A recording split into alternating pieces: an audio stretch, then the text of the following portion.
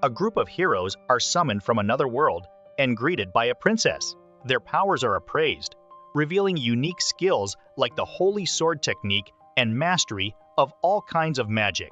We then meet Mukata, who, upon appraisal, discovers he has a peculiar online grocery skill. Mukata is shocked, thinking his skill is useless and hoping for something more, but he's told that's his only unique ability. Devastated, he wonders why the others received such powerful skills. Despite this, he is informed that he must still have an audience with the king. During the audience, the king explains that their kingdom is under attack by the Demon King and asks for their help. The three other heroes quickly volunteer. Mukata, however, decides he's not cut out to be a hero, thinking he would only get in the way. He expresses his desire for a simple life and is allowed to leave, even receiving 20 gold coins as he departs. In the town, he starts attracting people's attention with his strange attire, so he quickly buys a change of clothes. He goes around, trying to learn about this world, and ends up getting a room at the inn. He is relieved he decided not to be a hero, finding the king suspicious with how luxurious they seemed, and decides he should leave the kingdom as soon as he can. Mukata checks out his stats and sees he has an item storage skill and an appraisal skill. He tries calling out for his online grocery skill, but nothing happens. He wonders how his skill works, and he ends up tapping on it, which brings up a page for his online shop. Mukata tries using it, ordering some water and some food. He tries to check out, but it asks for money, and he finds he can deposit his coins into the screen. After confirming his order, a package instantly appears containing his items, and Mukata is happy to find his skill is actually useful. He learns that a gold coin is worth about $100, and the 20 gold coins he received would be enough for a family to live on for 3 months. The next day, Mukata finds a ride out of the kingdom. Along the way, he meets a merchant and learns that his item storage skill is incredibly rare, with only 1 in 1,000 people having it. Curious, Mukata's about the appraisal skill, and the merchant reveals that it's even rarer, as only heroes summoned from another world can possess it. Mukata becomes nervous, trying not to appear suspicious. The merchant then asks where he's headed, and Mukata replies that he's trying to get to the next kingdom. The merchant agrees that leaving is a wise decision, explaining that the kingdom is on the brink of destruction and there are rumors that the borders are about to close. Shocked by this revelation, Mukata's journey takes a turn when their carriage is suddenly halted. At the local tavern, Mukata learns that the carriage services were stopped so people can't run away to the neighboring countries, because if people run away, the kingdom's army would decrease in size, so the men suggest that they should get out while they still can. Mukata wonders how to get out, worrying about the monsters he might encounter. He ends up heading to the Adventurers Guild and puts in a request for an escort to get out of the kingdom. The clerk tells him that since he is on foot, it would take a number of days, so the cost would be 8 gold. Mukata is alarmed at the price, but seeing he has no other options, he agrees to the price. The clerk calls over an adventurer, and we meet Werner, a C-ranked adventurer. They negotiate the mission, and Mukata offers to provide them with food during their journey, and they come to an agreement. They prepare to set off the next day, and Werner introduces the rest of his party. There's Vincent, the swordsman, Rita the scout, Ramon the mage, and Fanka the healer. They head on their way, and soon stop for a break. Mukata goes to prepare some food, pulling a stove out of his storage. Vincent is surprised by the storage skill, and Rita is impressed with his magic stove. In a flashback, we see a shopkeeper trying to sell Mukata a magic stove for 50 gold coins, but instead, Mukata finds a cheap portable stove from his online shop. He makes soup and sandwiches, and when the party tries them, they are amazed. Ramon finds the soup delicious, even though it's just instant soup. They also find the bread incredibly soft, calling it the best they've ever tasted, and feel glad they took this mission. As the group continues on their way, they are attacked by monsters. Werner and Vincent swiftly take them out, but Mukata is startled by the scene. After healing up, Rita reports a red boar ahead. They discuss their plan, but the boar suddenly appears, and Mukata is shocked by its size. Werner tells him to take cover as they battle the boar. After defeating it, Mukata is impressed by their strength. They skin the boar for its hide and horns, but there is too much meat to carry. Mukata suggests storing the meat in his storage. They decide to stop for dinner, eager to eat Mukata's food. They crowd around him, but Mukata feels worried and embarrassed, not wanting to reveal his special skill. He gets to cooking, combining bacon, cabbage, potatoes, and sausages to create a delicious stew. He hands out bowls to everyone, and though he worries it might not be to their taste, they soon start stuffing themselves and all ask for seconds. Mukata is surprised they like it that much, and Ramon reveals that they normally eat jerky and hard breads when they are traveling. Rita even feels her body in better shape thanks to the meal. Mukata finds this a bit strange and decides to use his appraisal skill. He is shocked to see Rita has boosted stats, and when he appraises the food, he sees that it grants a buff. Mukata starts to get worried, thinking if someone were to find out, he could be in danger, so he is determined to keep it a secret. But there is a beast that watches them from the bushes. The party continues on their journey. A few days away from the next kingdom, they set up camp in a forest, and Mukata decides to cook some of the boar meat for their dinner. He starts preparing the meat, slicing it up into pieces, and he uses a special sauce from his shop to flavor it. As he starts cooking it, the others are amazed at the smell, and it even attracts the attention of the beast. When Mukata is finished, the others stare in awe. As they try it, they are immediately blown away, having never tasted something like this before. They all praise Mukata, but he just thanks his secret sauce. As Mukata discusses his cooking method, their faces suddenly turn to fear as a beast emerges from behind him. They are shocked to see a Fenrir, which speaks to them, demanding some of the meat. Mukata quickly offers it a plate, and the Fenrir devours it in a single bite. It demands more, and Mukata asks it to wait while he prepares another serving. The beast agrees, and Mukata swiftly cooks more meat. Despite having a huge plate, the Fenrir devours it and demands even more. Mukata keeps cooking, and the beast keeps eating and demanding more. After several rounds of cooking, the beast is finally satisfied. Impressed by Mukata's ability to meet its demands, the Fenrir decides to form a familiar contract with him. Mukata thinks it's a bad idea and tries to refuse, but the beast's intense stare leaves him no choice. His friends encourage him, and he reluctantly agrees. The beast's head starts to glow, sealing the contract.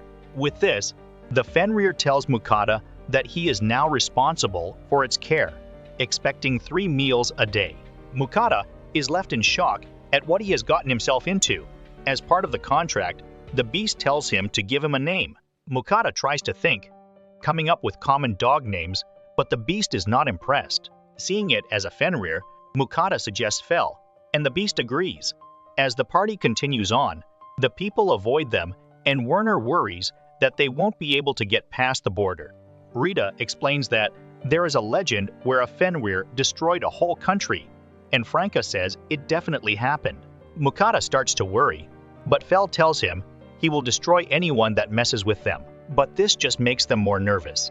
They have a break for lunch, and as Mukata goes to prepare the food, he realizes he is out of meat. When Fel demands to have meat, Mukata says he eats too much and tells him to catch his own food.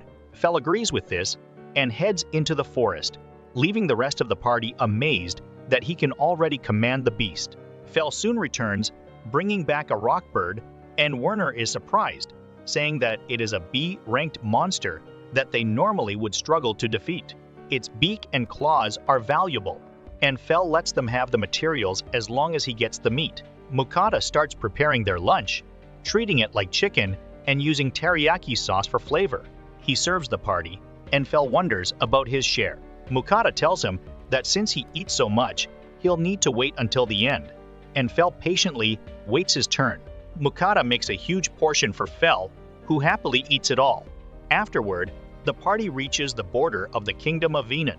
The guards are on high alert, and Werner says they are preparing for Fel. He tells them to wait while he heads down to explain the situation.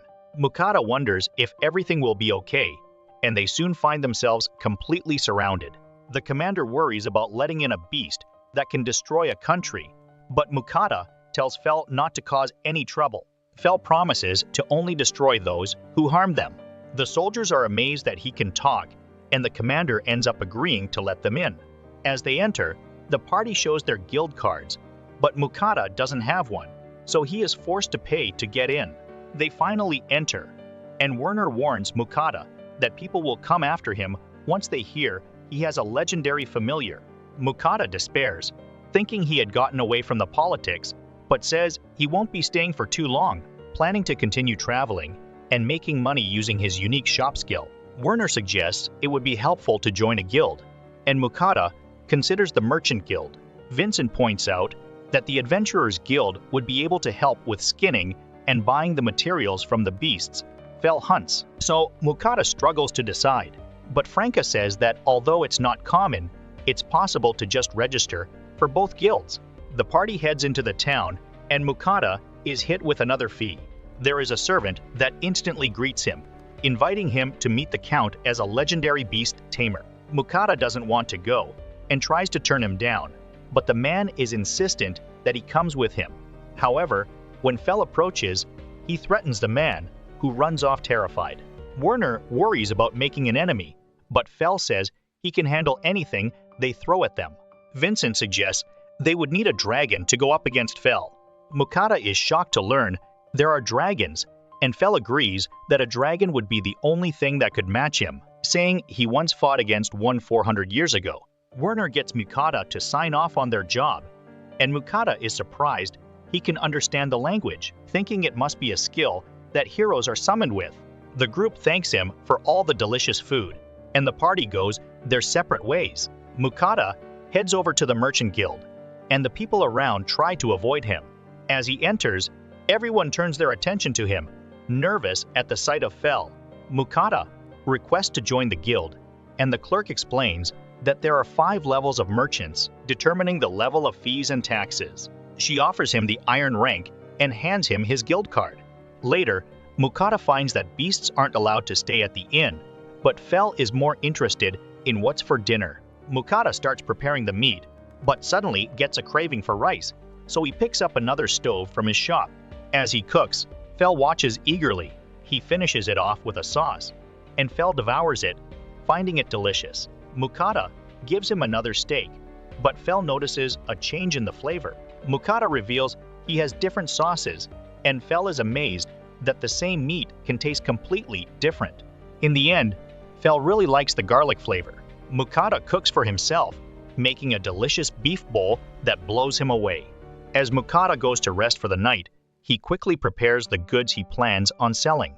The next day, Mukata heads back to the Merchant Guild, wanting to sell some of his goods. When the clerk checks out what he has, she is shocked and runs off. Mukata wonders if there is a problem, but she ends up inviting him inside. He meets with the guildmaster, who examines his goods. The guildmaster tells him that the quality of his salt and pepper is exceptional, even fit for a king. He wonders how Mukata came across such a product, and it turns out he just bought it from his shop. Mukata says he came across it during his travels, and the guildmaster respects his privacy. The guildmaster offers to buy everything for 14 gold, shocking Mukata because it only cost him 5 copper each. As he considers the exchange rate, the guildmaster thinks he is reluctant and ends up offering even more money, upping his offer all the way to 17 gold. And Mukata accepts the deal. He can't believe how easy it is to make money, and now he won't need to worry about making money for a while. He heads over to the Adventurers Guild next, and the atmosphere is completely different.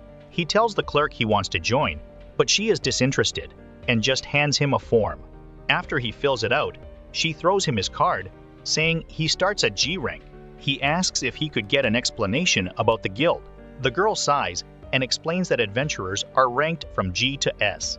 He can take missions up to 1 level higher than his rank, but the guild takes no responsibility for any injuries or death. Mukata checks the job board and finds an easy herb gathering mission to start with. The next day, Mukata starts getting ready to set off on his mission, but Fel glares at him, demanding breakfast. They make it to the fields, but Fel says he's still hungry. There weren't enough ingredients, so Mukata tells him to go hunting again. Fel agrees, but worries about Mukata's safety if he isn't around, sensing monsters nearby. Fel tells him not to worry and casts a protective barrier on him before dashing off, instructing Mukata to have lunch prepared for him. Mukata starts his quest, searching for his herbs. But it's an easy task for him because he can use his appraisal skill on the field to easily find the right herbs. He is able to easily complete the mission and even wonders if he will get a bigger reward for collecting more than the requested amount. With his mission complete, he decides to start making lunch. Since he is out of meat, he decides to make a cheap meal he can buy from his shop, which turns out to be spaghetti. As he is preparing the meal, Fel returns with a rock bird, saying he enjoyed the teriyaki from the other day. He says he hunted other monsters as well, but couldn't bring them all at once, but Mukata tells him they can pick it up later. Mukata finishes off preparing the spaghetti, but remembers the final ingredient, picking up some Parmesan cheese. Fel finds the spaghetti to be strange, but Mukata explains it is food from his own world. When Fel tries it, he is pleasantly surprised, enjoying it even though there isn't as much meat. Mukata tells him to try the cheese powder, and Fel is amazed by the richer flavor. Fel ends up making a mess, getting the sauce all over himself as Mukata laughs at the sight. Mukata is suddenly shocked when he sees the mountain of monsters that Fel hunted. There are all kinds of monsters, and Mukata starts stuffing them into his storage. He wonders if everything is edible when he recognizes an orc, but Fel tells him that orcs are considered delicacies, essentially just walking pigs. With all the monsters stored up, it's time to head back to town. Mukata goes to the Adventurers Guild and hands in the herbs. The girl is surprised he has so many, saying he must have gotten lucky, and pays him 9 silver for the herbs. Mukata then asks about selling monsters, surprising the girl, but he points over to Fel, and the girl is stunned to see him. She quickly regains her composure and directs him to the guild butcher. Mukata pulls out an orc, and the man worries about space, so they head out to the back. The butcher tells Mukata he has heard about him from the rumors around town. Mukata pulls out the mountain of monsters, shocking the man with the amount, and that there are also some air-ranked monsters. Mukata asks him to skin all the monsters, saying he will sell all the materials except for the meat. With so many monsters, the butcher tells him to come back the next day. Mukata asks him to skin one of the monsters so they can have something for dinner. So the man prepares one of the orcs for him.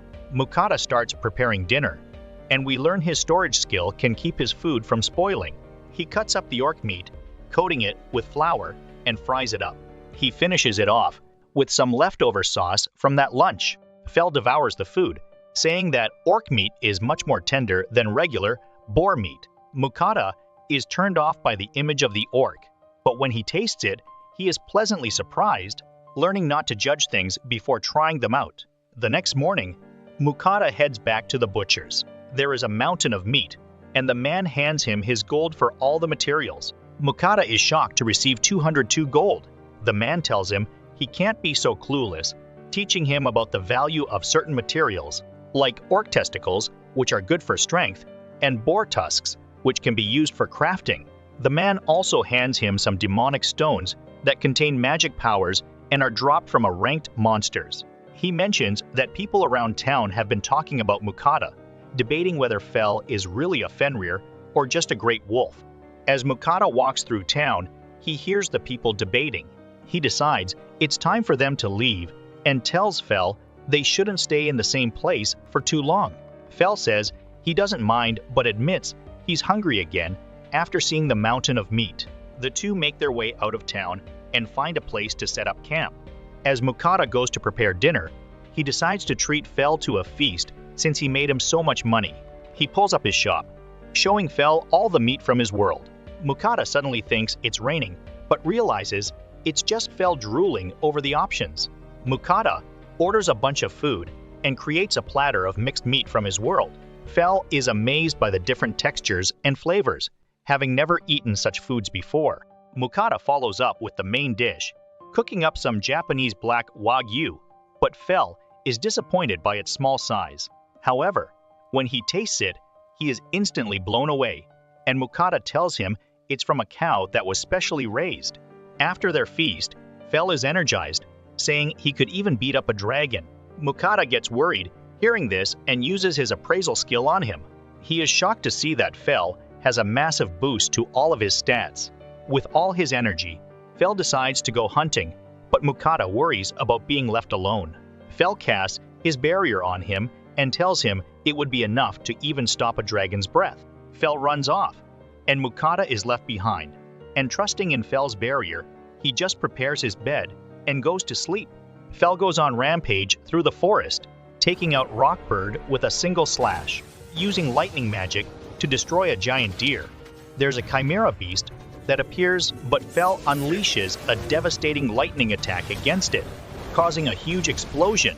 In the morning, Mukata can't believe his eyes when he finds 3 mountains of monsters surrounding him. Fel admits he might have gone a bit overboard, but he proudly recounts how he took down the chimera with a single attack, a feat that would usually have given him trouble. Witnessing the effects of the Black Wagyu, Mukata reluctantly decides to ban it from his menu. During their lunch break, Mukata asks Fel if he uses magic to hunt monsters. Fel reveals that he's particularly skilled with wind magic, having been blessed by the wind goddess. Mukata, amazed to see magic for the first time, wonders if he can use it too. Fel tells him it's possible if he has magical power, so Mukata checks his stats and finds he should be able to use magic. He asks Fel for instruction, but Fel simply tells him to think about it. Mukata interprets this as needing to imagine it and tries to use a fireball, but nothing happens, leaving him embarrassed. Fel then shows him how mana flows within his body, and after some time, Mukata manages to shoot a fireball, although it's very weak. Fel suggests that Mukata should gain experience by fighting monsters. Mukata is worried about getting hurt, but Fel gets annoyed and carries him off. They end up finding some goblins, but there is a whole village of them. Mukata worries there are too many, but seeing that he is a coward, Fel howls and draws the attention of all the goblins. They start getting chased, and Fel tells him he now has no choice but to fight. He leaves to find the goblin boss, and Mukata is left alone. Mukata attacks using his fireball, but as he tries to run, he trips over. As a goblin jumps at him, he is actually protected by Fel's barrier. He keeps throwing his fireballs and eventually throws one that is quite powerful. He collapses after using all his mana, but Fel reappears to finish things up. When he wakes up, he has trauma from the experience, but Fel says he should thank him for helping him use magic, and even sense that he has leveled up. When Mukata checks, he discovers he has even gained the fire magic skill. As a congratulations, Fel brings him the Goblin King. Although it's not edible, Fel brought it back because it contains a magic stone. Realizing that these magic stones can be traded for a lot of money, Fel believes he should be rewarded with another feast, especially wanting the Wagyu steak again. However, Mukata refuses the request. Dizzy from the lack of mana, Mukata decides to buy some food instead of cooking. He gets an assortment of sweet breads, but Fel wants meat instead. Mukata insists that he's too exhausted, so Fel settles for the bread. Despite it not being meat, Fel finds it good and even asks for more. Mukata warns him that eating too many sweets could cause cavities or diabetes, but Fel dismisses this, saying it's impossible since he's blessed by the wind goddess and immune to any sickness and ailments. Fel gloats about being blessed, and Mukata thinks it's unfair since Fel is already so strong. Mukata begs to be blessed as well, and the goddess seems to be watching. There is a commotion at the next town when Mukata approaches with Fel, and he quickly shows off his guild card, stating that Fel is his great wolf familiar. When Fel tries to correct them, Mukata goes along with calling him a great wolf, so they attract less attention. Fel suddenly talks telepathically to him, annoyed at being called a great wolf. The guard warns him that he will be held responsible for problems that Fel causes. When they get inside the town, Mukata suggests they need to find a map so they can know where they are going. Mukata visits a tavern. There are a bunch of rowdy adventurers, and Mukata approaches a group to ask questions. He orders a round of drinks for the table, and they happily talk to him. They tell him about the different kingdoms, and when he mentions that he doesn't have a map, the men reveal that they have a map that was passed down by an older adventurer. They show it to him and say that since they have already memorized it, they offer to sell it to him for 1 gold. Mukata agrees to buying it, and they part ways. After the men leave, the other adventurers laugh at Mukata, revealing that he got scammed since the map is just a common item that can be bought for 1 silver at the guild. Fel comforts him, saying they will make more money. Mukata decides to head east to the country by the sea, but Fel is more interested in the seafood they'll get to eat. Meanwhile, the wind goddess, Nenri, watches over Fel and is curious about Mukata, who managed to form a contract with him. Seeing all the sweets they are eating, she wishes to taste them herself, but knows she can't just intervene in the world. However, the thought is too much, and it drives her mad. The pair fly through the forest until Fel comes to a stop. Fel finds it strange he is covered in injuries, but Mukata tells him it's because he dashed so quickly through the forest. Mukata wonders if they've arrived at the sea, but Fel informs him they stopped at a lake because he had a craving for fish.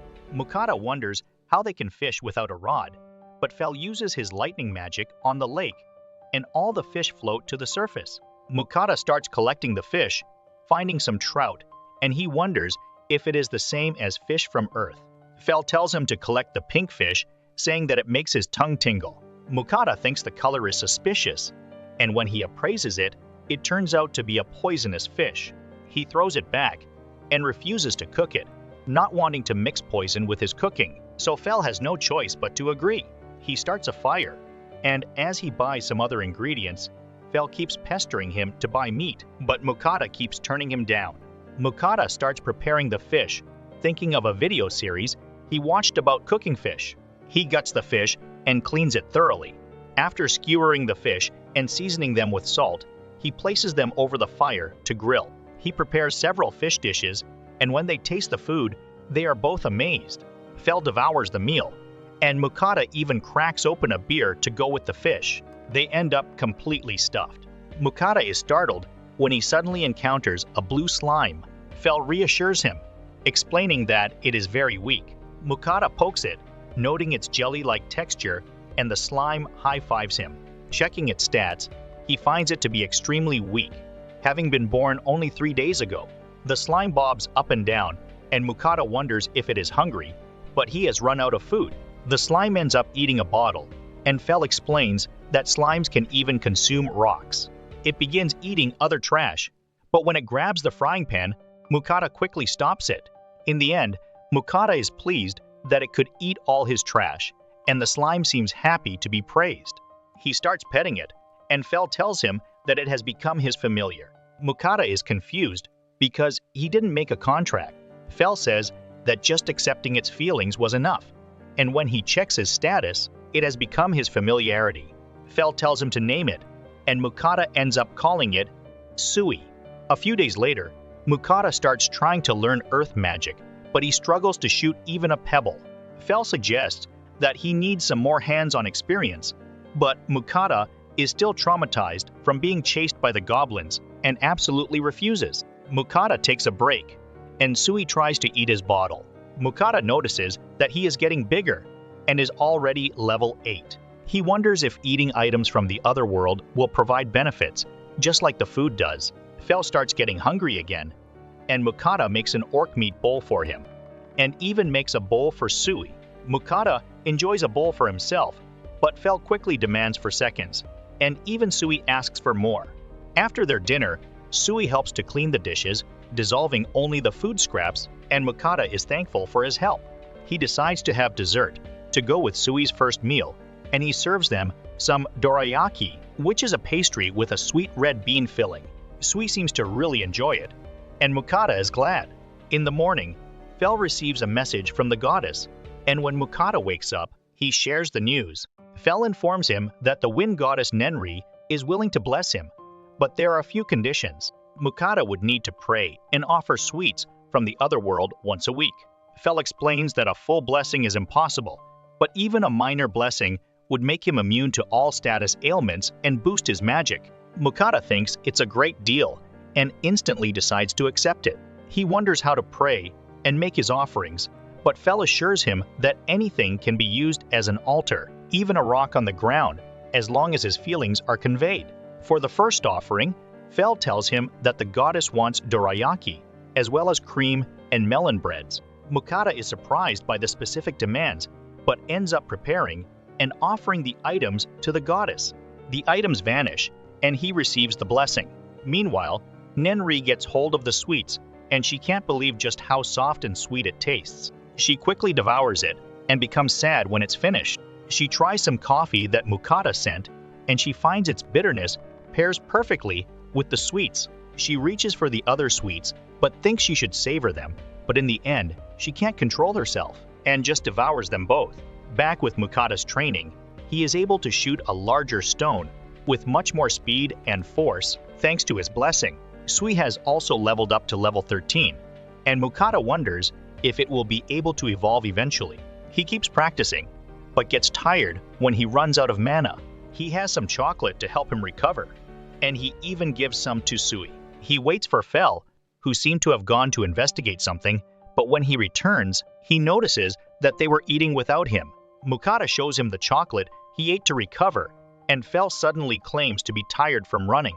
Mukata doesn't believe it, but Fel insists he is tired from carrying him every day, so Mukata has to order more food for him. As Fel eats, Mukata receives a message from Nenri. She calls it a divine message, but she just wants some chocolate as well. Mukata points out that it hasn't been a week since his last offering, but Nenri insists. Reluctantly, Mukata sends her the chocolate, and suddenly, Fel decides it's time to go. When Mukata asks if they're in a rush, Fel looks suspicious, and they end up at the entrance to a dungeon. Confused, Mukata asks why they're there, and Fel explains that they need to gain experience, just like when Mukata learned fire magic by fighting goblins. Mukata tries to sneak away, but Fel pulls him back. Terrified, Mukata wants to leave, but Fel assures him that he has already explored the dungeon and that there are only weak monsters inside. Mukata is still skeptical. Fel insists on this method because Mukata's own training hasn't yielded much progress. He tells Mukata not to worry, as he will protect him with his barrier, but warns that one day he may not be there, so Mukata will need to defend himself. Mukata reluctantly agrees, but decides he needs to prepare before entering. He makes a feast of all kinds of food from his shop. Curious, Fel asks what he's doing, and Mukata explains that food from the other world provides temporary buffs, reminding Fel of how he felt stronger after eating the Wagyu steak. Since he doesn't know which foods boost which stats, he prepares to eat a bit of everything, and then give the leftovers to him and Sui. He starts eating, having a bit of each of the dishes, and Fel can sense that his stats are increasing. He gives Sui some of the food, and he eats the entire plate. Fel wonders if the trash that Sui eats also gives a buff, but Mukata reveals that the trash actually helps Sui level up. Mukata finishes off with some dessert, and he ends up completely stuffed. When he checks his stats, he can see that all his stats have increased by around 20%, and Sui and Fel's stats have also increased around the same amount. Fel suggests they are ready to go, but Mukata is still a little worried. They start to enter, but Mukata makes sure to remind Fel to cast his barrier. They walk slowly, and Fel starts pushing him along. Fel ends up shoving him, and he comes across a slime. He feels bad about attacking a slime, but Sui spits out acid and takes it out. Fel praises his attack and thinks that Sui could even be unique. More slimes approach, and Mukata casts his stone bullet spell while Sui handles another. Fel warns him about the approaching horned rabbits. As they charge, Mukata panics and swings his sword wildly. Delving deeper, Mukata wonders why they're under attack, as monsters usually fear even approaching Fel. Fel explains that dungeons are different. The monsters inside will attack regardless. On the next level, they encounter kobolds. Mukata uses his stone bullet spell, taking out both kobolds. Feeling proud, Mukata is humbled when Fel says he still has much to learn, igniting Mukata's determination to grow stronger. They reach the dungeon's final floor, where Fel anticipates about 10 kobolds. Mukata is shocked to find many more. He wants to retreat, but Fel pushes him forward, assuring that, with Sui's help, they can prevail. Despite Mukata's disbelief, Sui is ready for battle. Fel kicks him into the fray, and all the kobolds turn towards him. Terrified, Mukata is shielded by Fel's barrier as Sui attacks with acid. Mukata joins in with his earth magic, taking out several kobolds. When more kobolds charge, Mukata shoots stones from both hands. Together with Sui, they manage to defeat most of the kobolds. The remaining kobolds run, but they get blown away as the Kobold King appears. Mukata is terrified, barely dodging its attack. He runs and shoots his stone bullets, but they seem to just bounce off the king. He rapidly fires with both hands, but it has little effect on the beast. Fel mentions that his barrier might not be enough to block the attacks, so he encourages Mukata not to get hit. As the Kobold King prepares its attack, Mukata casts an impressive stone blast that lands on the beast's head. Although injured, the beast gets back up. As Mukata tries to attack, he runs out of mana. The beast swings at him, but his barrier activates. Fel reveals that he lied, saying his barrier would never break to such a weak attack. As the beast struggles with the barrier, Sui comes to the rescue, attacking with his acid and taking out the Kobold King. The beast is reduced to a pile of goop, and Sui starts to glow, but Mukata ends up passing out. Fel carries him out of the dungeon, and Sui worries about him. Fel notices that Sui can suddenly speak. Sui can't wait to talk with Mukata and wonders when he will wake up. Fel says they can talk while they wait, and Sui happily calls him Uncle Fel. Fel is annoyed at being called Uncle, but Sui, mentioning how big and strong Fel is and how he always takes care of them, insists on the term. Fel feels a moment of pride before snapping out of it, refusing the title. He leaves for a snack, but quickly returns to remind Sui to stay within his barrier.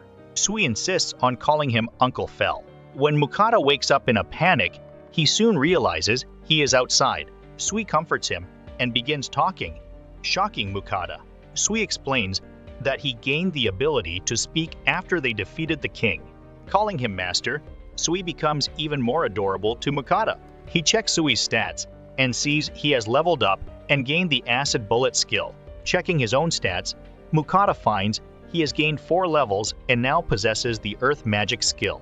Fel returns, and Mukata wonders where he went. Fel explains that Mukata was passed out for a while, so he got hungry and went to find food, but he prefers Mukata's cooking. Fel asks for food as a reward for helping Mukata learn earth magic. Annoyed that Fel lied about his barrier breaking, Mukata eventually gives in and decides to cook. He prepares a dish combining eggs and leftover rockbird, which Fel devours instantly, amazed by the use of eggs. Sui also finds it delicious. After their meal, Mukata wonders if Fel has talked with Sui, and Sui mentions how he talked a lot with Uncle Fel when he was asleep. Mukata laughs at Fel being called an uncle, and Fel gets mad, reminding Sui not to call him uncle. Mukata keeps making fun of Fel, saying compared to Sui, who is only 2 weeks old, he is definitely an uncle. Sui insists on calling him uncle, but Fel yells at him, and Sui begins to cry. Mukata calls him mean, and Fel has no choice but to let Sui continue to call him Uncle Fel. As they travel, Fel mentions that they are going to be passing through Warthros and Griffin territory. Humans would normally go around to avoid these areas, but Fel insists on going straight through. Mukata is shocked to learn this and gets worried about getting attacked. He wonders why they are going straight through, but Fel says they are no threat to him. Mukata tries to get him to turn around, but Fel tells him they are already in the Warthros territory. Mukata hears the beasts in the forest, and soon they are approached by a pack of Warthros, which appear to be twin-headed wolves. Fel uses his intimidation skill, causing the Warthros to back away, though one still wants to fight. Recognizing it as younger and more foolish, Fel tells Mukata to stand back with Sui. Mukata hides in a bush while Fel tries to warn the beast. When it lunges, Fel destroys it with a single slash. The other Warthros, terrified, flee. Curious about the attack Fel used, Mukata asks, and Fel explains it's a skill he invented 600 years ago. Mukata notices Fel's smug expression, and Sui wonders if he could learn the skill too. Mukata doubts it, since Sui lacks claws, but praises his acid bullet skill. Sui is flattered, and Fel feels a twinge of jealousy. As they set up camp, Mukata remains on edge, but Fel reassures him that the Warthros should have learned their lesson. More interested in dinner, Fel watches Mukata worry about setting up the barrier correctly. Sui calls out, "Hungry," and Mukata rushes to cook something nice for him. Fel notices how differently Mukata treats Sui compared to him. As Mukata is about to cook, he asks Fel how long it will take for them to get through the forest. Fel tells him that they are halfway through, and Mukata is shocked that they have another 3 weeks to go. Thinking that they may run out of meat, Mukata decides to cook some black serpent. He has heard that it tastes just like chicken, so he decided to prepare it in the same way. He orders his ingredients and takes the meat off the bones. He finds the meat lean, like chicken breast, so he cuts it up, marinating it in sugar and sake. He makes a chili sauce out of his special ingredients and then fries it up all together to create his dish. Mukata is hesitant to try it, so he imagines it as chicken. As he eats it, he finds it to be delicious, and Fel demands to have some as well, snatching the dish out of his hands. Fel finds it to be amazing and immediately demands for more. As they travel through the forest, Fel suddenly comes to a stop. He sees some glowing mushrooms and says that they have the power to heal the body. They are usually quite rare, so Mukata decides to stock up on some. Sui eats the mushrooms, while Mukata continues to harvest them. Mukata ends up with a bunch, and suddenly, Sui starts glowing. Concerned, Mukata wonders if he's okay, and the glowing stops. Just to be sure, Mukata uses his appraisal skill and discovers that Sui has gained the ability to create healing potions. Fel suggests that this new skill came from eating all the mushrooms, recalling a time when he saw a slime turn to metal after consuming only metal. Overjoyed, Mukata praises Sui and asks him to try out his new skill. Sui gives it a go and eventually produces a healing potion from his hand. Mukata quickly grabs a bottle and collects the potion. Upon appraising it, Mukata finds it to be of high quality. He then learns that Sui can create 3 levels of potions, each capable of healing different amounts. Fel, who has been around for a long time, has never seen a slime produce healing potions and concludes that Sui must be unique. Sui jumps onto him, and he continues to praise him. They continue traveling until they eventually enter the Griffin territory. A Griffin lands, and Mukata is terrified, but the Griffin shows respect and is able to speak. It asks Fel for a favor, saying he wants to fight Fel, so he can be accepted as the leader of his group. Fel agrees, but says he won't be going easy. Mukata takes cover, but communicates to Fel not to kill him. Their fight begins as Fel charges at the Griffin. Fel lands a kick, and the Griffin shoots his feathers down. The area is filled with dust, and the Griffin launches an attack. But Fel uses his wind magic, creating an enormous tornado which cuts up the bird. Mukata tells him he has done enough, and Fel ends his magic. Mukata rushes over, and the Griffin is heavily injured. Mukata calls for Sui and drenches the bird with the healing potion. The Griffin is saved, but it feels bad about losing. But Mukata tells him to look closer, and it seems he was able to do some damage to Fel, and Fel reluctantly admits to this. The Griffin lets out a cry, and the rest of his flock joins him. He is accepted as the leader, and as thanks, he gives Mukata one of his feathers, saying they won't eat his descendants. The Griffins leave, and they set up camp for another night. Fel, having used a lot of energy in the fight, demands a substantial amount of meat. Mukata mentions that Fel already gets plenty every day, but decides to cook up the rest of their meat anyway, frying some orc meat. Fel and Sui happily devour the food, while Mukata hesitates, recalling what the orcs looked like. However, he reminds himself that it's just pork, and they all enjoy the meal. Afterward, Fel wonders if Mukata has been making his offerings to Ninri, but Mukata seems to have forgotten. Fel reprimands him, and we see Ninri waiting impatiently. When Mukata finally prays, Ninri yells at him for being late. Mukata explains that he's been busy, but Ninri retorts that she knows he just forgot since she's been watching. Fel continues to scold him, and Mukata begs for forgiveness, offering a large assortment of Western desserts. Ninri's mood instantly changes as she drools over the desserts. Blown away by the cake, she demands that Mukata send her the same amount next time. The group finally makes it through the forest, and they approach the kingdom of Leonhardt. He mentions they need to get to the guild because they are out of meat, and Fel immediately worries. He starts searching for the road, and they come across a caravan in the distance. Fel mentions they are being attacked by bandits, and Mukata tells him to save them, offering up a special dinner. Fel dashes off, excited about the offer, and we see that at the caravan, the people are struggling against the bandits. Fel arrives, letting off a deafening roar that causes everyone to freeze. He tells the bandits to give up, or else, and they all throw down their weapons. They are all captured, and we meet Lambert, the owner of the caravan, and Lars, the leader of the adventurer group. They thank him for his help, and they are surprised to meet the person that all the rumors have been talking about. Mukata wonders where they are headed, and Lambert tells him they're on their way to the city of Carolina. Mukata reveals that he is new to the area and asks to tag along with them. Lambert, feeling safer with Mukata around, welcomes them to join. As Mukata joins the escort, he overhears the guards debating whether Fel is a Fenrir or a great wolf.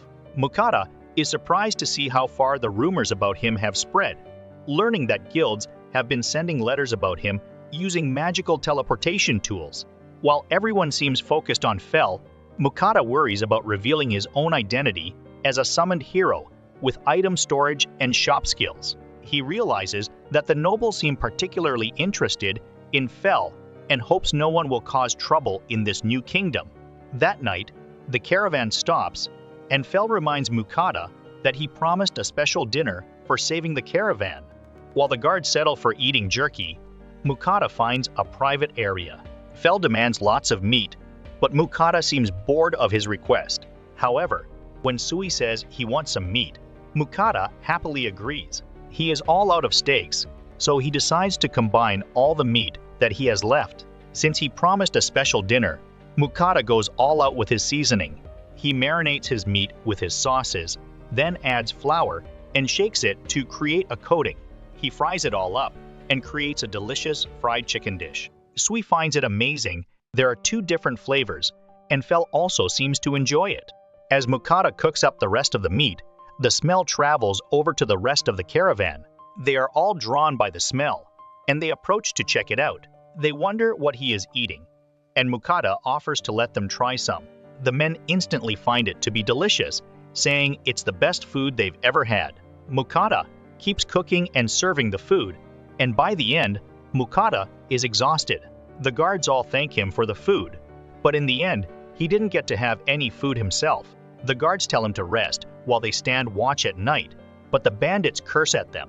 However, Mukata warns them not to try anything funny, or else Fel will tear them apart, and the bandits are terrified. After a peaceful night, they reach Carolina. Lambert explains that it's the 5th largest city in the kingdom, and his family has been leather merchants there for generations. The bandits are handed over to the city knights, and Lars heads to the guild to submit his report. Mukata also decides to go to the guild and promises to visit Lambert's shop. At the guild, Mukata finds out that his card has been unregistered because he didn't complete the minimum number of quests last month, leading to its deactivation. Mukata reflects on everything he went through over the last month, but the clerk explains that people usually try to take on as many missions as possible to quickly reach F rank, as the time limit is then extended to 3 months. Mukata decides to re-register and mentions that he has gained a second familiar. He shows off Sui, but the girl at the guild is not impressed. Some adventurers laugh at him, but he tries not to let it bother him. Mukata heads over to the guild butcher, but he runs into Lars and his group. Mukata says he is just trying to sell some of the beasts that Fel caught, and Lars asks to have a look, wanting to see what Fel has caught. Mukata thinks it's okay, but when he shows his haul, the group is shocked, having never even seen some of the monsters. The butcher gets excited to work with such high-class materials, claiming to be the best at dissecting monsters. He skins the red serpent, mentioning how the meat is something commoners would never get to taste. Mukata and Fel imagine how it will taste, and Lars suddenly wonders what kind of meat they had for dinner the previous night. Mukata says it was a bit of everything, mentioning rockbird, giant deer, and orc meat. The group immediately apologizes to him, not realizing that they had such a high-quality meal. Mukata says that it's fine since he has so much. Lars says he is well known in the city and tells him to call if there is anything he needs. At night, Mukata rests at an inn. He thinks about trying to reach F rank since he needs to maintain access to the butcher. He's unsure about becoming an adventurer when he suddenly hears Nenri's voice telling him he has more important things to do. She says she has been waiting patiently for him, so Mukata checks his shop for some sweets. He picks out a bunch of jellies and pudding and offers them to Nenri, thanking her for her blessing. As Nenri tries the pudding, she is amazed by its wobbly nature, and as she enjoys it, she seems to attract the attention of the other goddesses. The next day, Mukata checks out the job board at the guild. Each job gives points based on its difficulty, with herb gathering giving 1 point and goblin hunting giving 3 points. He needs to get to 100 points to move up to the next rank. Fel suggests taking the goblin quest to level up faster, but Mukata refuses because he still has trauma from the last time he fought goblins. Fel wants to get to the ocean as soon as possible so he can eat all the seafood that he wants. He has been craving seafood ever since the last time they had fish. Fel asks Sui what he thinks, suggesting he could fight against goblins, and Sui gets excited. Mukata tries to convince him to choose the safer option of collecting herbs, but Sui says he can already make his own medicine and would rather just fight. Mukata gives in and picks up the goblin hunting mission. They head into the forest, and their mission is to hunt 3 goblins. They quickly find some goblins, and Sui easily takes them out with his acid bullets. As proof that they killed the goblins, Mukata has to cut off their right ears. Mukata struggles to do this, and Fel thinks it's weird since he should be used to cooking monsters. But Mukata argues that it's not the same. Mukata's rant ends up attracting a whole swarm of goblins. Sui easily takes them out, blasting them with his acid spray. They find the goblin camp, but Mukata says they've already done enough to complete the quest. Sui begs to continue, and Mukata lets his guard down, and Fel drags him along. In the end, they defeat all the goblins, and Sui says he had a lot of fun. Fel tells Mukata to collect the ears, but Mukata wants to refuse. Fel drags him along, and after collecting all the ears, Mukata is emotionally damaged. Mukata worries about how to dispose of all the bodies without attracting other monsters or causing a dungeon to form. Fel suggests burning the bodies, but Mukata is concerned about starting a forest fire. Mukata asks Sui to melt all the bodies with his acid. Sui starts to shake and grows to an enormous size, revealing a new skill to change his size. Sui shakes again and splits into smaller pieces, creating an army of slimes that begin melting the pile of goblins. Mukata wonders if Fel has ever seen anything like this, and even he is amazed. After Sui finishes the job, Mukata wonders just how much stronger he will become. When Mukata returns to the guild, everyone is shocked by how many goblins they defeated. He is called to meet the guildmaster, and Mukata starts to worry. They are introduced to the guildmaster, Willem, who confirms they wiped out the entire goblin settlement. Mukata admits to it, and Willem is impressed by Fel's strength. Willem reveals the real reason for calling him, mentioning a message from the royal palace. It says they can freely live in the country, but should rely on him in times of emergency. Mukata celebrates being free from the agendas of the nobles, and Willem says that just having a legendary beast in the country will be enough of a deterrent to the neighboring countries. Hearing that Mukata is looking to level up his guild rank, Willem decides to use his authority as the guildmaster to raise him to C rank. Mukata is shocked to hear this, and Willem says it would be a problem if Fel's master was too low ranked. In exchange for ranking him up, Willem has some requests for him, but Mukata isn't too keen on doing regular work, so he tries to decline. But Willem mentions that he actually wants Fel's help to take on some A and S-ranked missions for him. Fel is confident he can handle any mission, and Willem is happy to hear this, because there are no adventurers that can normally take on those jobs. Willem says that he will tell the other adventurers not to mess with them, and Mukata thinks he can trust him, so he makes a special request. He reveals a bunch of high-ranked monsters that he's been keeping. Willem and the butcher are shocked to see the monsters, and the butcher has never even seen a chimera before. Mukata explains he kept them hidden because he didn't want to cause a scene. He wants to sell them to the guild, but Willem says that they don't have the money to even buy the chimera from him. The butcher gets excited about working with a blue ogre, and Mukata wonders what's so special about it. The butcher explains that it's a unique S-ranked monster. He also points out the Orc King, another S-ranked monster with the ability to control all other orcs. Mukata is amazed by all the S-ranked monsters that Fel has hunted. Sui pops out, expressing a desire to be as strong as Fel, which makes Mukata nervous. Willem tells him to come back the next day when his new card will be ready. Later that night, Mukata wonders what they should have for dinner, and Fel, as usual, wants meat. Mukata thinks they've been eating too much fried food lately, so he decides to cook something more refreshing. He boils some rockbird meat, prepares the vegetables, and then shreds the meat. Sui joins in to help, and Mukata tops it off with sesame dressing.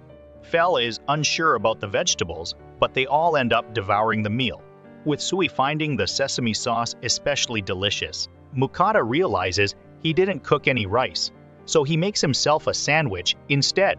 Sui asks to try some, and Fel also asks for seconds.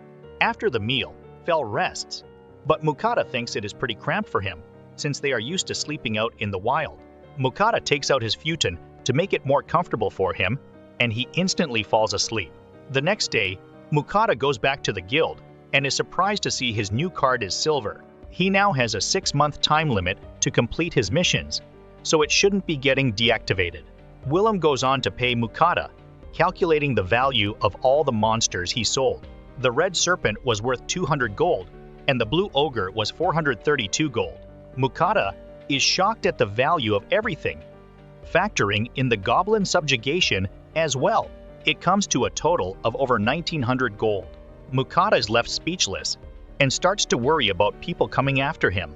Willem reveals the 2 missions that he wants help with. The first is subjugating a group of metal lizards. With their metallic skin, they are practically immune to physical attacks. The second mission is to hunt a herd of blood horned bulls that have been causing trouble in a beginner hunting ground. Fel thinks they are delicious, imagining them as beef and getting excited about eating steak again. As they leave the guild, Mukata suggests they set off in the morning. Fel wants to go right away, but Mukata points out they would arrive at night. Fel just wants steak as soon as possible. Mukata stops by Lambert's store, interested in buying a new bag. Lambert shows him several bags made from different materials, but since it's for carrying Sui, Mukata lets Sui pick one. Sui chooses a bag made from red boar leather. Mukata also selects a belt and new shoes. He considers buying shoes from the shop, but decides it's better not to stand out too much. The total comes to 11 gold, but Lambert insists on giving it to him for free, as Mukata saved his life and served him a high-quality meal. Mukata thanks him. Lambert asks about the black serpent they ate and wonders if Mukata still has the skin. Mukata explains he already sold it to the guild. Lambert is disappointed and mentions a shortage of serpent skin. He dreams about acquiring some red serpent skin, and Mukata feels bad about selling it all to the guild. Lambert tells him to sell any future serpent skin directly to him, and Mukata agrees. After they leave, Fel feels like eating a serpent, since they were talking about it so much. Mukata thinks about how good it tasted, so he decides to cook it again. He starts marinating the meat, and is ready to give Fel all he can eat. He starts frying it up, and when he tastes it, Sui and Fel complain he is eating without them. Fel wants to start eating, but Mukata fries the meat for a second time. As the two start eating, they find it even better than last time, since it's twice as crispy from being fried twice. After their meal, they are completely stuffed. Mukata keeps cooking, and Fel says he can't eat anymore. Mukata says it's for himself, and he plans to put some in storage so he can have some whenever he wants. Mukata enjoys a beer as Fel and Sui head to bed. He reflects on his adventure and feels lucky to have found such companions. Mukata and Fel head to the mountains where the lizards were reported to be. Mukata wonders where they could be, but Fel can detect their presence, finding a cave in the mountain. Mukata wants to wait outside, but Fel charges in. When they get inside, they only find one lizard, and Mukata thinks it's strange because it's glowing. He sees that it's a mithril lizard, and Fel says that it must have evolved after eating a bunch of mithril. He says that magic won't be effective because mithril has the property to diffuse magic. Mukata worries they might have trouble, but Fel uses his lightning to instantly defeat the lizard, boasting that he can use magic that can't be diffused. Mukata pays his respects and begins storing it away. He finds a piece of mithril ore and starts imagining what it would be like to have a mithril weapon. He begins collecting some mithril, with Sui helping out. Mukata considers how good it would be for making armor since it can diffuse magic, or even using the mithril lizard skin. Suddenly, Fel crushes the mithril, declaring he doesn't need any armor because his barrier is far superior. Wanting more action, Fel suggests they proceed with the Guildmaster's second request. Mukata isn't ready, but Fel, eager to eat steaks, drags him along. They arrive at the field where the bloody horned bulls are located. Mukata is worried because the bulls are as big as rhinos and have bad tempers. He decides to wait on the side while Fel approaches the bulls. Sui, feeling jealous that Fel is fighting the bulls, quickly follows after him. Mukata sneaks closer to watch, and in an instant, there is a blast of land, and all the bulls are defeated. Sui excitedly recounts the fight to Mukata, and Fel compliments him on his performance. Mukata is surprised at the number of bulls and starts stuffing them into his storage. Sui splits into multiple slimes to help move the bulls. Mukata begins thinking about all the beef dishes he will be making. Back in town, Willem and the butcher are shocked to see a mithril lizard. Mukata gets nervous and wonders if there is a problem. The butcher explains that an intact mithril lizard is so rare that the last record of a sighting was 400 years ago. Willem explains that the lizard is a sign that there is a new mithril mine, saying that mithril is so rare that there are only 3 mithril mines in the whole world. Mukata is shocked to hear it's such a big deal. Willem says that they will have to keep the lizard as an offering to the king, but mentions that he will be compensated for hunting the lizard and discovering the mine, suggesting it would be worth around 5,000 gold. The butcher is jealous, but Mukata seems to be terrified to hear this. Willem moves on to ask about the bulls, but Mukata shows that he has already completed that request as well, shocking them once again. As Mukata leaves, he worries about his peaceful life being disrupted. Fel says there is no point in worrying, and he is more interested in getting to eat steaks. Mukata starts preparing their dinner, cutting up some steaks, and frying them up until they are medium rare. He sets them aside to rest in some foil while Fel waits patiently with Sui.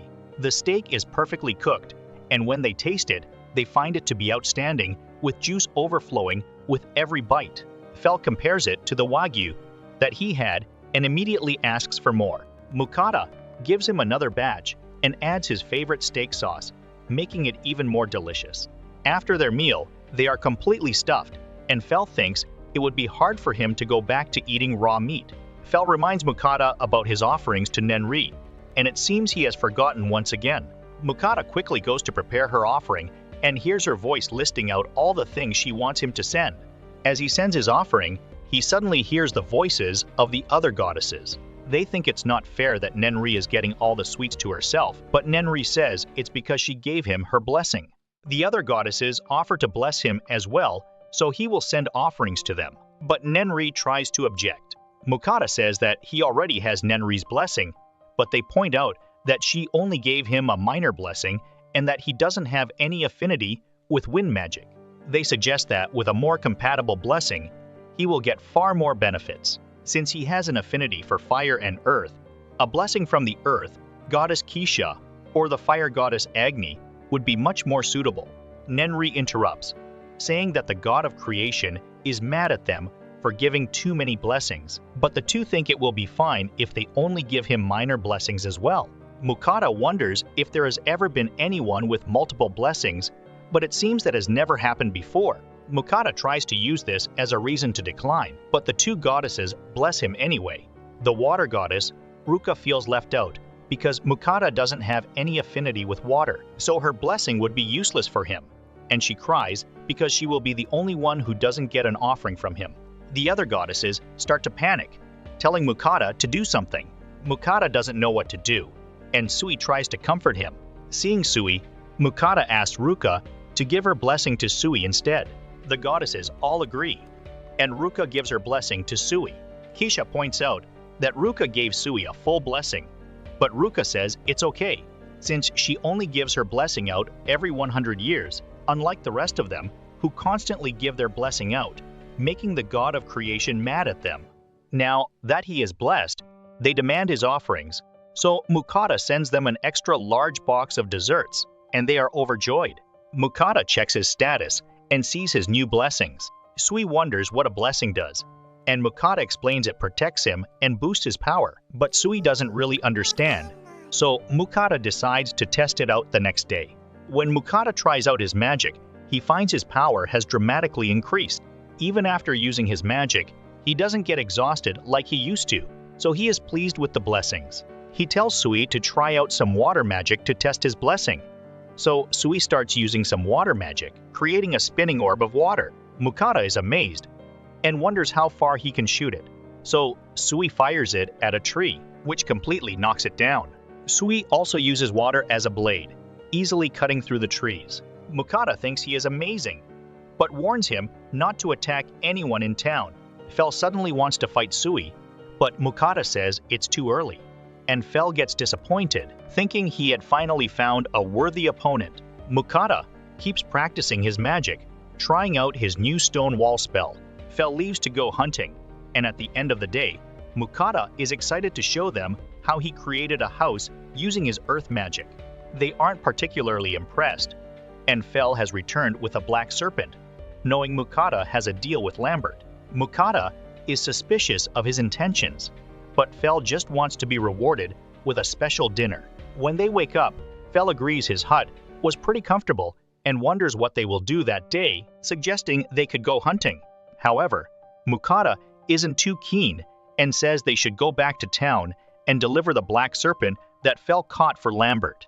They head back to the guild, and Mukata visits the butcher. All the bull meat is prepared, and the butcher gives him his payment for the portion he sold. Mukata pulls out the black serpent, and the butcher is surprised he found another one so easily. Mukata asks him to prepare it, and Sui appears, asking if it's time for lunch. Mukata gets ready to cook, and Fel asks why he is so enthusiastic. Mukata reveals his new item, a grinder that will let him make minced meat. He starts grinding up the bull meat, and Sui finds it amazing, wanting to try it himself, so he helps grind up the meat. They end up grinding orc meat as well, mixing the meats together, adding eggs and onions, and forming them into patties. They are perfect for storing away in his storage. He fries up the patties, adding his special sauce, and Fel can't wait to eat it. After they enjoy their meal, Mukata washes his shirt, but the soap isn't very good. He gets an idea and thinks he could sell the soap from his shop. He buys a bunch of shampoo and conditioner, transferring it into some bottles, so it's not as suspicious. Sui plays in a tub of water, and Mukata thinks about how he hasn't taken a bath in a long time. He goes to visit Lambert, who is surprised to see the black serpent skin. Mukata goes on to reveal he is also a merchant, so he wants Lambert to check if his products would be valuable. Lambert checks out the soap and finds it to be quite fragrant. Mukata explains how it's more effective, and also talks about the shampoo for washing hair and the conditioner to make hair silky smooth. Mukata gets worried at Lambert's reaction, but Lambert suddenly is in tears thanking him. Since his anniversary is coming up, and his wife is bored of his bags and accessories, he didn't know what to get her, but he thinks that these products would be perfect for her since she loves bathing. Hearing this, Mukata asks if he has a bathtub, and Lambert says he had one custom built for his wife. Mukata is amazed and imagines finally having a bath. He asks to see the bathtub, and Lambert agrees to show him. Mukata is amazed to see it, and Lambert explains how expensive it was, requiring a magic device to purify the water and hiring an earth magician to create it. He says it costs over a few hundred gold, so having one as a merchant is proof they are doing well. Mukata is keen on getting one, and Lambert offers to introduce him to the seller, which Mukata is happy to hear. Mukata ends up giving Lambert the products to try and suggest he should test them on himself before giving anything to his wife. Lambert agrees, not wanting to test things on his wife. The next day, Mukata visits again, and Lambert is excited to see him. His wife suddenly rushes to meet him, introducing herself as Marie, and wants to know more about the products. After Lambert had a bath, he smelled so good and his hair became so soft that she instantly noticed. While Lambert is disappointed he ruined the anniversary present, Marie says she also tried the products, with the shampoo cleaning her hair better than anything else, and the conditioner making her hair beautiful and smooth. Mukata thinks they want to buy more, but Lambert asks if he wants to sell them at his store. Mukata is surprised to hear this since he has a leather shop, but Marie is sure the products will sell, saying it would be a shame for another merchant to sell them because every woman in the city will want to buy some. She insists that Mukata sell them wholesale to them, and he agrees since he doesn't have his own shop. Marie is excited to hear this, especially since she can have a personal supply. When Mukata returns, he is exhausted after delivering a bunch of products to the shop. Fel wants to look for a dungeon, but Mukata rejects the idea, saying he is being called by the guildmaster. As Fel waits outside, Mukata hears some adventurers talking about a stray wyvern and gets worried about how dangerous they are. He goes to see the guildmaster and is shocked to see a gigantic stack of gold. Willem tells him he is getting 5,800 gold for discovering the mithril mine, and Mukata can only think about buying a bathtub for himself. There is suddenly an emergency, as a herd of wyverns is approaching. They are surprised. There is a whole herd of them, but it seems because Mukata took out the pack of bulls, which the wyverns would normally hunt, they have now all grouped up. There are a number of injured adventurers, with some suffering from the wyvern's deadly poison. The guild is running out of potions and antidotes, but Mukata takes out his high-grade potions. As Willem uses the potion, the man's wounds are instantly healed, and they are shocked at how it completely heals everything, including the poison. After healing the wounded, Willem orders all adventurers ranked C and above to help fight the wyverns. Mukata realizes this includes him, and Willem rallies everyone as they prepare for battle. However, Fel intervenes, insisting that they will handle the wyverns themselves. Mukata is reluctant to go, but Fel, feeling bored and craving wyvern meat, declares that all the wyvern they defeat will belong to them. Willem wants to assist, but Fel tells him he would only get in the way. They head out into the field and spot the wyverns in the distance. Mukata can see they are dangerous, but Fel isn't concerned and decides it's the perfect time to teach Sui how to fight flying opponents. Fel and Sui approach, dodging the wyvern's attacks. Fel instructs Sui that headshots are the most effective, but their wings are easier targets. Sui aims for the head, misses, but brings the wyvern to the ground, allowing Fel to finish it off. As they continue battling the wyverns, Mukata hides away. Watching them fight, he notices Sui becoming more like Fel, always eager for combat. Suddenly, a wyvern approaches Mukata, but he is protected by Fel's barrier. When the wyvern tries to attack again, Sui intercepts, bouncing it away, and Fel finishes it off. After defeating all the wyverns, Fel gets a bit hungry, so Mukata prepares to cook. He takes out the patties he prepared, and Fel thinks they are eating the same thing again. But Mukata coats them with egg and breadcrumbs. He fries them all up, and with this small change, their meal is completely different. Fel can't believe how different it tastes, finding the added crunch to be delightful. Meanwhile, at the guild, Willem and the adventurers start to get worried, wondering if Mukata could handle the wyverns. But Mukata finally returns, and he reports that they wiped them all out successfully. The adventurers are amazed and celebrate, which Mukata finds strange, but Willem mentions that if the adventurers had fought against the wyverns, at least half of them would have died. Willem says he was worried they had failed because it took them so long to return, and Mukata feels bad because it was an easy battle, but they just stopped to have lunch. He decides not to mention it, but Fel points out the reason they were late, and Mukata gets embarrassed. Mukata reports that there were 13 wyverns, and Willem is interested in buying their parts. Mukata is happy to sell everything except the meat, but the guild only has enough money to buy half the wyverns. Back at the inn, Mukata suddenly remembers he needs to send his offerings to the goddesses. As he starts to prepare, he receives a divine message from Agni, urging him to hurry up. Mukata explains that he is about to send his offerings when he gets a secret message from Nenri, reminding him that she was the first to bless him and therefore deserves more sweets than the others. Keisha secretly requests that he send her the shampoo and hair products he's been selling, while Ruka wants to try out more of his food. Mukata tells them he can't keep their request secret since he will be sending everything at once. Agni, upon hearing about the secret requests from the other goddesses, gets angry and demands Mukata send her alcohol. Mukata, overwhelmed, agrees to all the requests. The next day, Mukata and Fel are attracting more attention after defeating the wyverns, and Mukata makes his way to a certain shop. He is amazed as he looks around, checking out the different bathtubs, and the clerk explains that they start from 300 gold, with some that are made with different materials that provide different effects. As Mukata considers the options, the clerk reveals their newest product, but when Mukata sees it, it actually just looks like a normal bathtub. He ends up picking the green bathtub, and the clerk is shocked he decided so easily, since it would be very expensive for a normal person. The clerk wonders how he will pay, suggesting their payment plan, but Mukata shows he has the money. The clerk wonders where to deliver it to, but Mukata tells him not to worry, since he can just put it into his storage. Mukata leaves overjoyed, and tells Fel they should get out of the city, because everyone has been looking at them since they dealt with the wyverns. They find a nice place, and Fel decides to go off and do some hunting.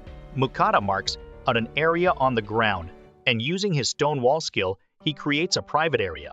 He takes out the tub and asks Sui to fill it with water, and when it's full, Mukata uses his fireball to heat up the water.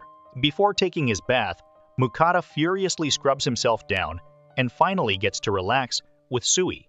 After their bath, Mukata decides to cook some of the wyvern meat. Excited, since Fel mentioned how good it tastes, he thinly slices the meat, creates a rich sauce, and makes a special wyvern beef bowl. However, he notices that Fel still hasn't returned, so he decides to make some stew since he has extra time. He buys the ingredients and cuts everything up. He sears the meat until it's brown, adds the vegetables, water, and some red wine, then some sauce for extra flavor, and leaves it to simmer. Sui mentions that Fel is back, and as Mukata waits for him to appear, a dinosaur emerges, shocking Mukata.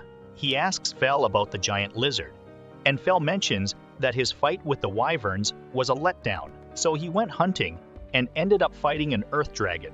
Mukata is stunned and doesn't know what to do with it, but Fel insists it will be delicious.